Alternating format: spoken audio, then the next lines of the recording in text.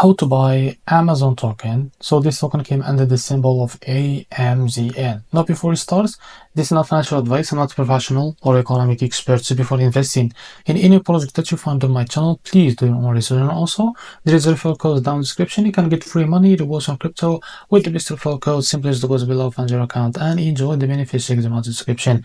So before going on by this token, make sure to check the DEX account and keep following the updates about this token. So as you can see, this token is available on DEX Screener. It's created 1 hour ago, and it increased by 700% in the last 24 hours. The liquidity here unlocked 100%.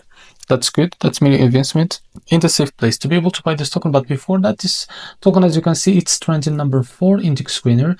To be able to buy this token, as you can see, copy the token address from here. This token address is under this Solana network. Open your funds wallet for that. Now click on swap here.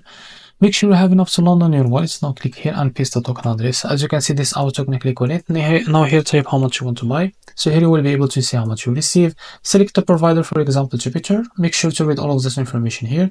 Click on swap. After that, click on swap. And you will be able to redirect to the Jupiter provider page to be able to buy this token without any issue.